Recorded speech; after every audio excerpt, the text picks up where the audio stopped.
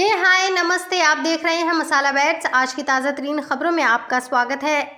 इस वक्त की सबसे बड़ी खबर, दिल्ली शराब घोटाले मामले में सुप्रीम कोर्ट ने 6 महीने से जेल में बंद आप सांसद संजय सिंह को जमानत दे दी है। इससे पहले संजय सिंह की जमानत याचिका पर सुनवाई के दौरान सुप्रीम कोर्ट ने प्रवर्तन निदेशालय यानी ईडी से कई सवाल किए थे। संजय सिंह की जमानत याचिका पर सुनवाई के दौरान ईडी ने कोई विरोध नहीं किया, जिसके बाद सुप्रीम कोर्ट बेंच ने उन्हें जमानत दे दी। सुनवाई के दौरान सुप्रीम कोर्ट ने ईडी से पूछा था कि संजय सिंह 6 महीने से जेल में हैं और उनके पास से कोई पैसा नहीं मिला, अब भी ईडी संजय सिंह को हिरासत में रखना चाहती है, उन्हें हिरासत में रखना क्यों जरूरी है।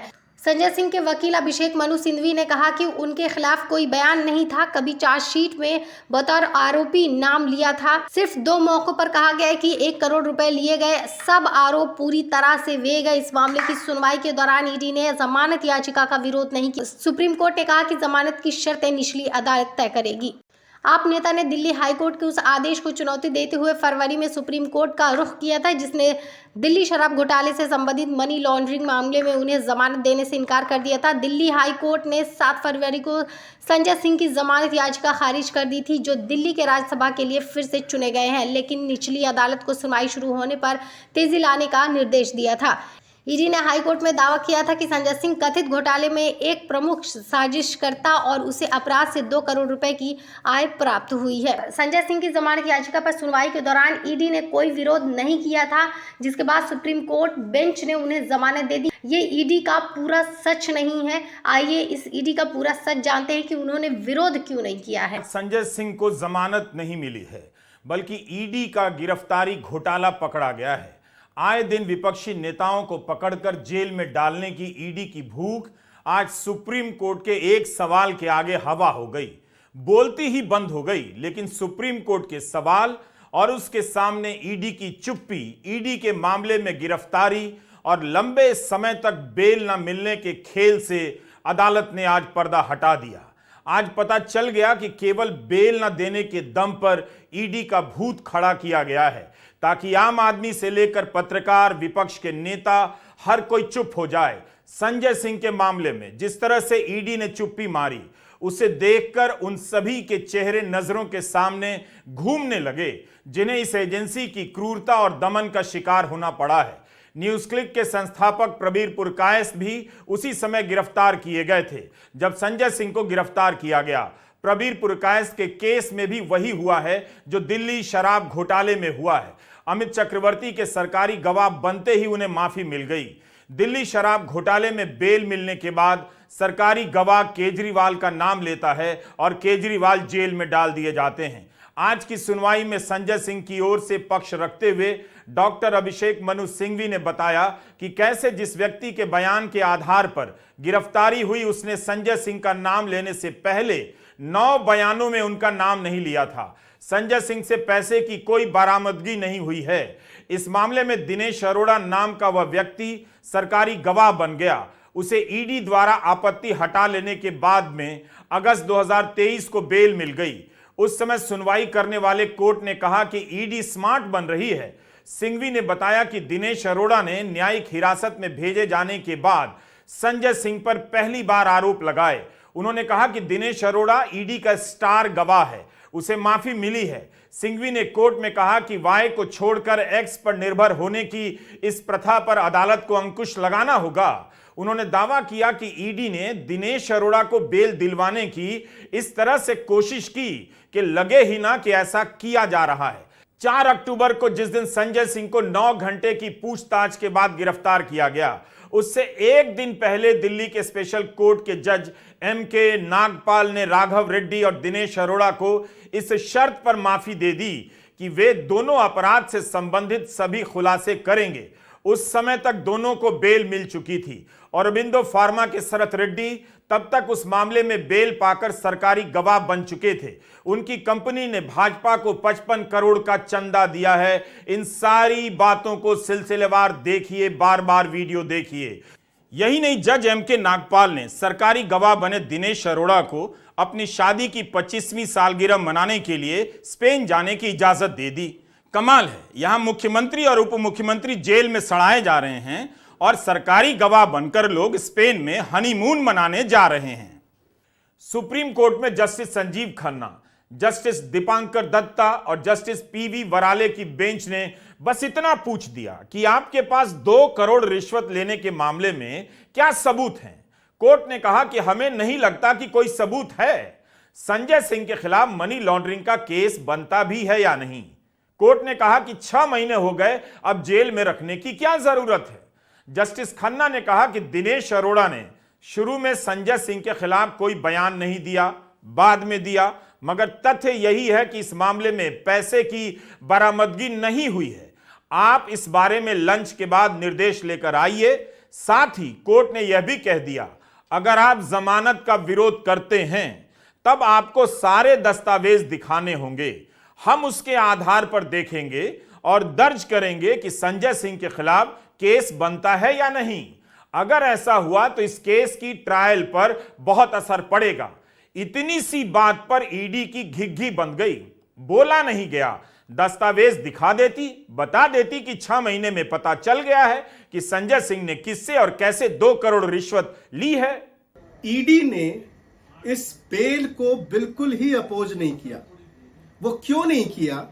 क्योंकि आज अदालत की कार्रवाई में माननीय जजेस ने ईडी से 3 सवाल पूछे संजय सिंह जी को लेकर। पहला कि पिछले 6 महीने से आपने जो है गिरफ्तार कर रखा है, आप ये बताएं कि आगे जो है इनको गिरफ्तार रखने का क्या मकसद है, क्यों गिरफ्तार रखना चाहते हैं।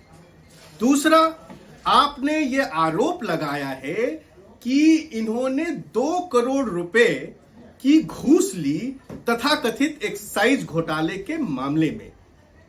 आपके पास इस बात का क्या प्रमाण है? और अगर ऐसा है तो क्या जिस व्यक्ति का नाम सीबीआई की चार्जशीट में नहीं है, जिस व्यक्ति का नाम पिछले 5 चार्जशीट में नहीं आया, जिस व्यक्ति का नाम जिसके बयानों के आधार पे एक्यूज बनाया गया है, वो अपने दिए गए 8 बयानों में कोई जिक्र नहीं करता और अचानक जो है 9वें बयान में वो नाम लेता है, तो इन सब चीजों को देखकर ऐसा लगता है कि संजय सिंह जी के खिलाफ प्रिमा फेसाई जो है वो कोई केस नहीं बनता है। आप हमें बताएं, अदालत को इन सारे सवालों का जवाब दें और ये मामला जो है वो लंच के बाद जो है रखा जाता है। नहीं है। अक्टूबर महीने में संजय सिंह गिरफ्तार किए गए, तब से लेकर अप्रैल फूल्स भी गुजर गया, मगर फूल ही बनाया जा रहा था। गनीमत थी कि आज तारीख 2 अप्रैल थी। 6 महीने की जांच हो गई और ईडी जैसी शक्तिशाली, सर्वगुण और भारत की मजबूत संस्था को पता ही नहीं चला कि संजय सिंह को 2 करोड़ कैसे मिले, किसने दिए। क्या यह कुछ ज्यादा नहीं हुआ? और यह अभी भी नहीं हो रहा है। अगर इस तरह से होता रहा तब फिर यह देश क्या बनकर रह जाएगा? धर्म का नाम लेकर, मंदिरों का नाम लेकर इस देश पर क्या गिरोहों का राज चलेगा या जनता की आवाज का कोई मतलब भी रह जाएगा? आज देश की सबसे बड़ी अदालत सुप्रीम कोर्ट के 3 जज बेंच ने आम आदमी पार्टी के सांसद माननीय संजय सिंह जी की बेल सुनी और खुद जज साहब उसके अंदर कुछ प्रश्न केंद्र सरकार से पूछ रहे थे, जिसके जवाब केंद्र सरकार ईडी के पास नहीं थे। कोर्ट के प्रश्न थे, आप कह रहे हैं कि दिनेश अरोड़ा ने इस दौरान जेल में बंद होने के बाद, जेल में रहते हुए, सरकारी गवाह बनने के बाद उसके 10 बार बयान लिए गए। 10 बार। उन 10 बयानों में संजय सिंह जी के बारे में कोई बात नहीं कही गई। 10 बार के बयानों में। उसके बाद दिनेश अरोड़ा को दोबारा गिरफ्तार किया जाता है और उससे 11वां बयान लिया जाता है। 11वें बयान के अंदर वो एक बहुत ही गोलमोल सी बात कहता है कि मेरे एक आदमी ने संजय सिंह के एक आदमी को 1 करोड़ रुपए 2 बार दिए। सिर्फ ये बयान है। उसका जो आदमी है उसकी कोई गवाही नहीं। संजय सिंह जी का जो आदमी है उसकी कोई गवाही नहीं। 1 करोड़ रुपए कहाँ है किसी को कुछ पता नहीं, कहाँ पहुंचे कोई पता नहीं, रिकवरी हुई कोई नहीं हुई, अटैचमेंट हुई कोई नहीं हुई। सिर्फ एक आदमी का बयान, एक आदमी का बयान जो 10 बार बयान दे चुका है और संजय सिंह जी के बारे में कुछ नहीं कहता, उसके ऊपर दबाव डाल के 11वां बयान कर लो और आप राज्यसभा का वो सांसद उठा लो जो केंद्र सरकार से सवाल पूछता है एक आदमी के बयान पे। इसका जवाब केंद्र सरकार के पास नहीं था। सुप्रीम कोर्ट का दूसरा सवाल था, क्या कोई पैसा रिकवर हुआ है, क्या कोई पैसा अटैच किया गया है? जब कोई पैसा रिकवर ही नहीं हुआ, अटैच ही नहीं हुआ, तो पीएमएलए कैसे लगा है? इसका कोई जवाब ईडी के पास नहीं था, केंद्र सरकार के पास नहीं था।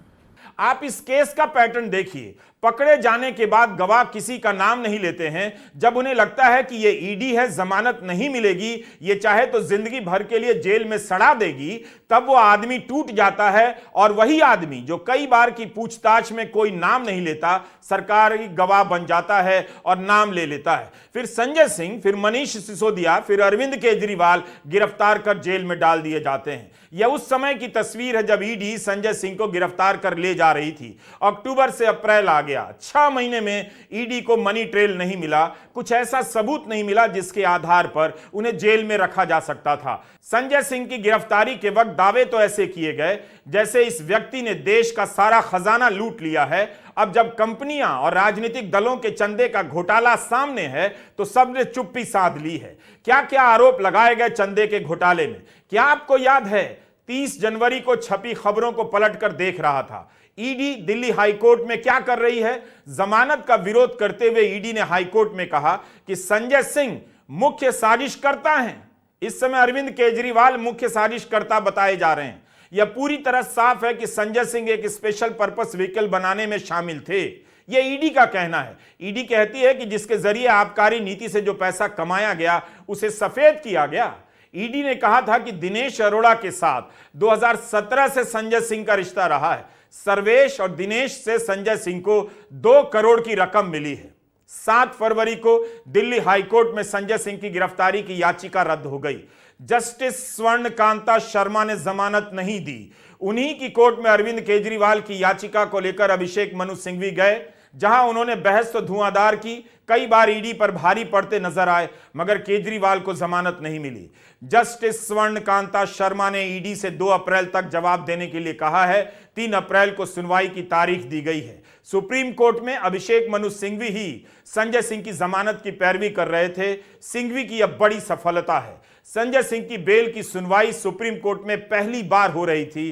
पहली बार में उन्हें जमानत मिल गई। जब संजय सिंह के खिलाफ कोई मनी ट्रेल नहीं है, मिला नहीं, तब फिर 1 साल से जेल में बंद दिल्ली के पूर्व उप मुख्यमंत्री और विधायक मनीष सिसोदिया के खिलाफ अब तक ऐसा क्या मिल गया है कि उन्हें जेल में रखा गया है?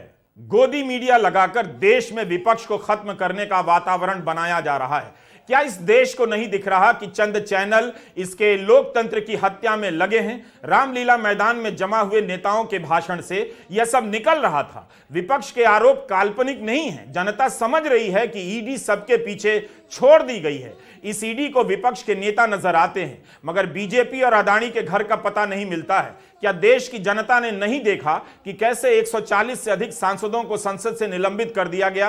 क्या इस देश की जनता ने नहीं देखा कि राहुल गांधी की सदस्यता रद्द कर दी गई? सुप्रीम कोर्ट का फैसला आने तक एक सांसद के रूप में वे कई महीनों तक काम नहीं कर सके। महुआ मोइत्रा की सदस्यता किस तरह से रद्द कर दी गई? क्या इस देश ने नहीं देखा? क्या इस देश को धर्म का इतना ज्ञान हो गया है कि उसे यह सब अब गलत नहीं लगता? इतने सारे अधर्मों का बोझ लेकर गोदी मीडिया के नफरती एंकर और भाजपा के समर्थक किस तीर्थ पर अपना पाप उतारने जाएंगे? क्या इस देश को नहीं दिख रहा है कि दिल्ली शराब घोटाले में एक सांसद 6 महीने जेल की सजा काटकर जमानत पर बाहर आ रहा है? उसी शराब घोटाले में एक मुख्यमंत्री को 15 अप्रैल तक के लिए जेल में बंद कर दिया गया है। ये उनका कहना है, या हमारे पास आओ, गवाही दो, या नहीं तो गूंगे हो जाओ। इसीलिए आज केजरीवाल जी को, आज हेमंत सोरेन जी को अंदर डाल दिया। क्या हिसाब गुनाह था भाई? अब बाद में भी कर सकते थे। आज हुआ क्या होगा, यह सबसे बड़ा सवाल है।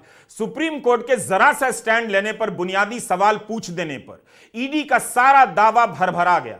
प्रधानमंत्री जिस ईडी का रैलियों में बचाव कर रहे हैं, वह ईडी सुप्रीम कोर्ट के एक सवाल के आगे पानी भरने लग गई। क्या ऐसे हो रही है भ्रष्टाचार के खिलाफ लड़ाई? क्या संजय सिंह के मामले में सुप्रीम कोर्ट की टिप्पणी के बाद प्रधानमंत्री नरेंद्र मोदी अपना ही बयान फिर से सुनना चाहेंगे, जो हम सुनाना चाहते हैं? प्रधानमंत्री ने तमिल चैनल थांती से ईडी को लेकर जो कहा है वो कम खतरनाक नहीं है। पहले मैं उनका बयान पढ़ना चाहता हूं जो उन्होंने कहा है। वे कहते हैं कि ऐसा है, जिस भी पॉलिटिशियन का होगा केस चलेगा। आप मुझे बताइए, एक केस बताएं कि भाई इसका केस ईडी ने बंद किया, और ईडी का केस ईडी खुद कोई केस नहीं कर सकती। आपको पता है 150 से ज्यादा कोर्ट मैटर बने कि पीएमएलए खत्म करो, रोको।